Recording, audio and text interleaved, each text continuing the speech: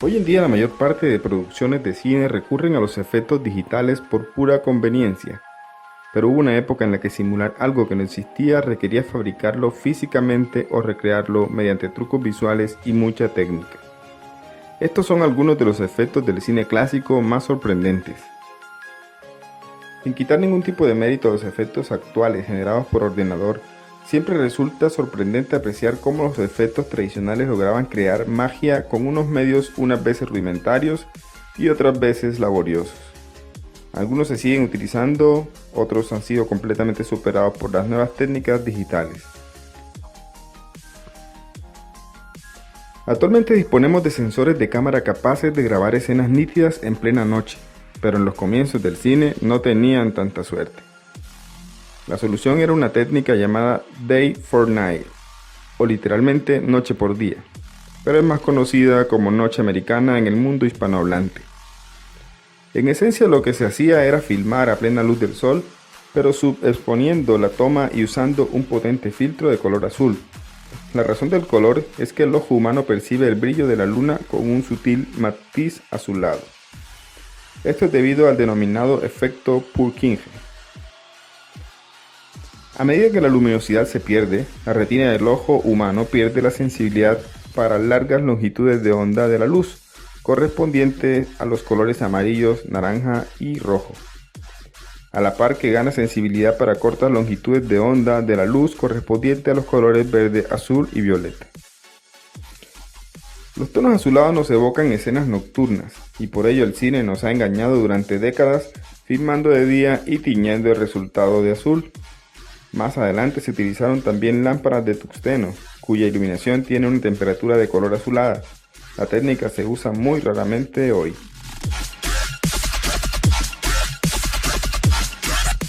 Pones un objeto frente a la cámara, tomas un fotograma, lo mueves un poco, tomas otro fotograma y así hasta tener al menos 26 cuadros por segundo que den sensación de movimiento.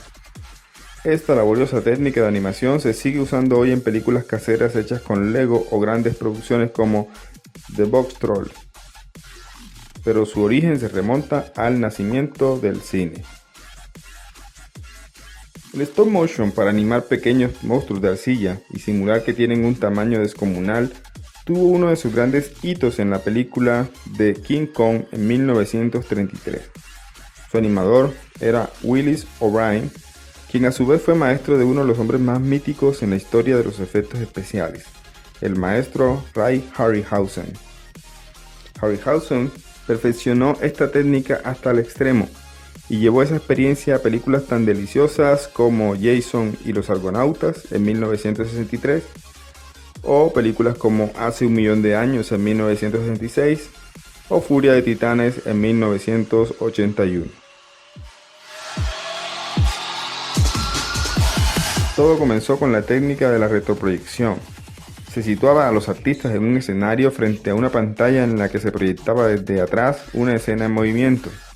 Escenas tan clásicas del cine como el avión que persigue a Cary Grant en North by Northwest, con la muerte en los talones en España o Intriga internacional en Latinoamérica, se hicieron con esta técnica.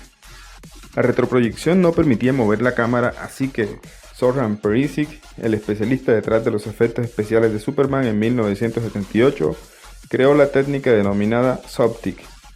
El uso de dos zooms sincronizados permitía mover el plano de retroproyección para seguir a un objeto en movimiento, en este caso a Christopher Reeve suspendido en unos cables. El último ejemplo de este juego de fondos proyectados es la inserción de croma. Se trata de filmar usando un fondo de un color uniforme, generalmente azul o verde. Después se sustituye esa superficie por otra filmación. Esta técnica es ampliamente utilizada hoy tanto en el cine como en la televisión. Pintura mate en español, aunque siempre se suele utilizar el término original en inglés. Es una técnica artística muy utilizada para escenarios. Consiste en aplicar capas de pintura opaca, generalmente óleo, sobre un cristal o panel de plexiglas para después iluminar el resultado desde atrás.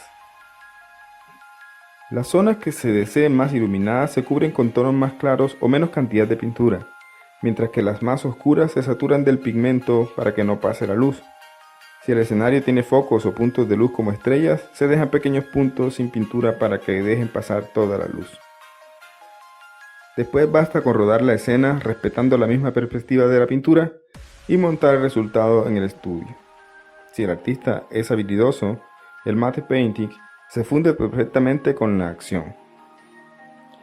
En la primera trilogía de Star Wars, la técnica se llevó a la excelencia para elaborar escenarios que incluso hoy parecen tan reales que cuesta distinguirlos, los cavernosos interiores de la Estrella de la Muerte o algunas de las escenas generales de Tatooine y Endor están rodadas mediante esta técnica. El famoso almacén 13 de la escena final de Raiders of the Lost Ark también es un matte painting. Imposible hablar de efectos especiales clásicos sin hablar de maquillaje. Hoy en día el maquillaje en efectos es un arte en sí mismo, pero en los orígenes del cine eran los propios actores los que buscaban la vida para caracterizarse. En los años 20 el actor Lon Chaney era ya un auténtico experto en maquillajes que le valió el apelativo de El hombre de las mil caras. Entre sus interpretaciones hay clásicos como El jorobado de Nuestra Señora en 1923 y El fantasma de la ópera en 1925. Con el tiempo el maquillaje se profesionalizó y el gran instrumento de esta increíble profesión fue el látex. El uso de espuma de látex y látex líquido permitió la creación de prostéticos que son auténticas obras de arte, como las máscaras que John Chambers creó para Planet of the Apes en 1968. Con el tiempo el látex se combinó con gelatinas, geles y siropes, con lo que simular sangre fresca era más fácil. El gran maestro de maestros en este campo ha sido Rick Baker, a quien le debemos los efectos visuales de Gremlins 2 o Hellboy o X-Men, entre otras. Baker combinaba a menudo el maquillaje con piezas móviles y animatronics para dar más realismo a sus creaciones. Cuando se trata de maquetas, uno inmediatamente piensa en la trilogía original de Star Wars, pero en realidad su uso remonta al mismísimo George Méliès, que usó modelos a escala en su célebre Viaje a la Luna en 1902.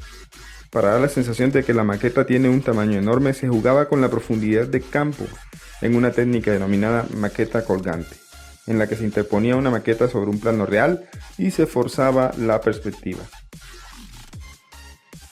El uso de maquetas ha sido masivo antes de la llegada de los escenarios digitales.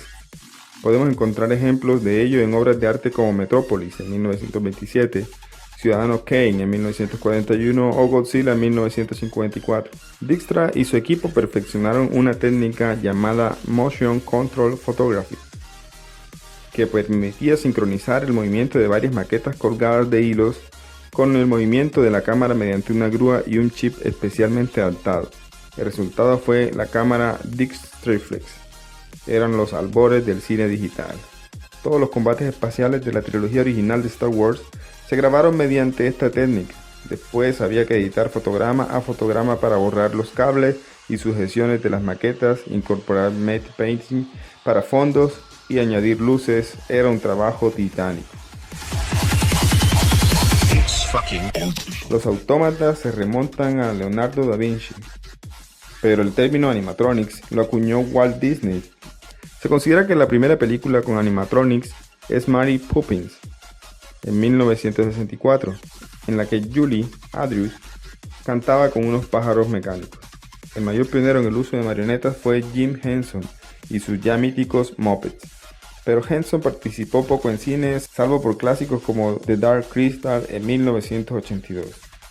Un discípulo de Henson, Frank Oz, es el responsable de haber dado vida a Yoda en el episodio 5 de Star Wars, El Imperio Contraataca. Uno de los artistas más influyentes en el uso de muñecos animatrónicos en el cine es Stan Winston. Se hizo famoso por los horripilantes monstruos animatrónicos de The Thing, 1982. En 1993, Winston creó el mayor animatrónico que se conoce, el T-Rex de Jurassic Park. Mide 12 metros de largo y 6 pies de alto. Cerramos nuestro paseo por la magia del cine clásico con uno que no es un efecto especial como tal, sino una técnica de animación. Se trata del rotoscopio. Es algo así como una máquina de proyección utilizada para dibujar planos a partir de otros planos. como si los calcáramos del natural. En cine de animación hay joyas como Heavy Metal, que están íntegramente dibujadas mediante esta técnica. Pero la rotoscopia es famosa por ser la técnica que utilizaron para darle brillo a los sables láser de la trilogía original de Star Wars. No olvides regalarme un like y suscríbete a mi canal para seguir viendo más videos de Alejandría.